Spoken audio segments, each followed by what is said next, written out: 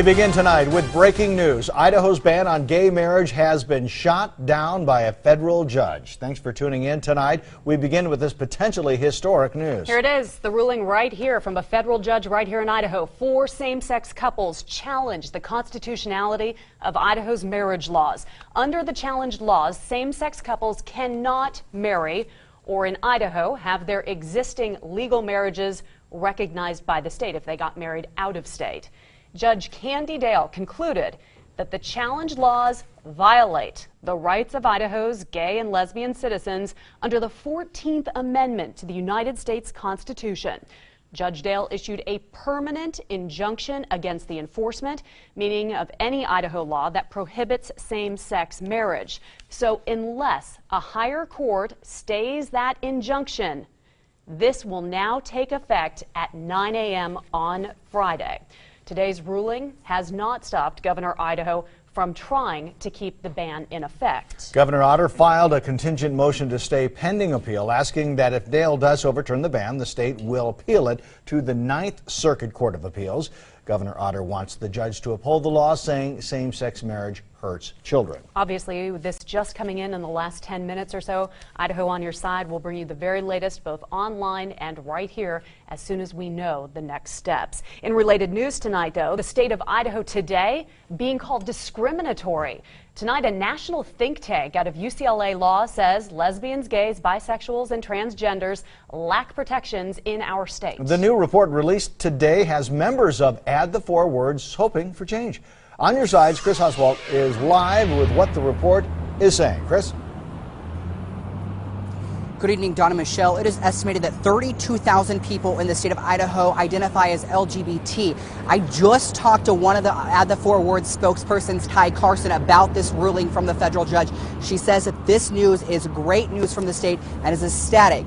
She says that this ruling could actually help the state move against what is being called discriminatory. Now, of those 32,000 people who identify themselves as LGBT in the state, 21,000 of them could be discriminated against, according to this new survey out of the Williams Institute, because there is no state law protecting them.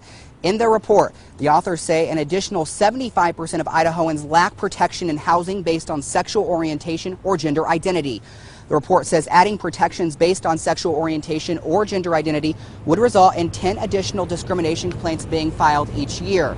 Those complaints would cost the state an estimated $22,000 a year.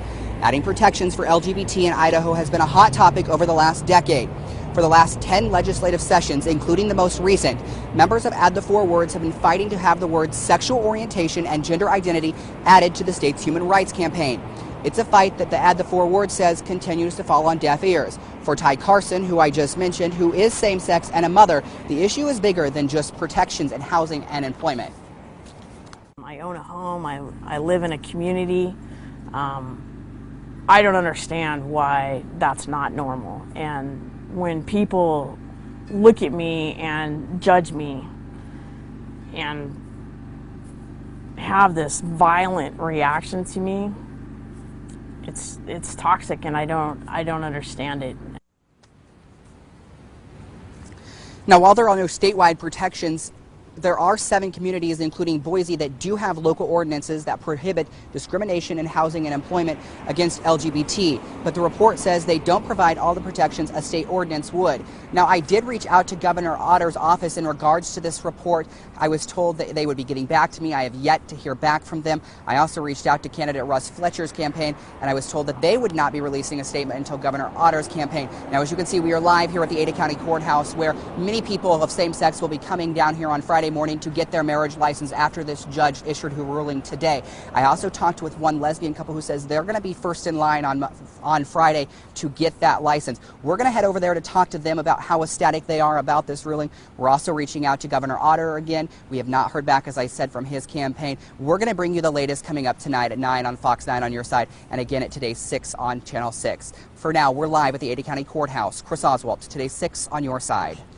All right, we are just getting word in right at this moment that there is a release from Governor Otter. It says this, I'm reading to you, just given to me on the desk. In 2006, the people of Idaho exercised their fundamental right, reaffirming that marriage is the union of a man and a woman. This coming from Governor Otter himself. It continues. Today's decision, while disappointing, is a small setback in a long-term battle that will end at the U.S. Supreme Court. I am firmly committed to upholding the will of the people and defending the Constitution. Once again, this statement just coming into the On Your Side newsroom for Governor Otter's office. What we do know at this point that we can tell you is that under what was ruled today by the federal court ruling in Idaho, that unless the stay of injunction is issued, marriages for gay marriage will go through, as Chris said, starting at 9 a.m. on Friday morning.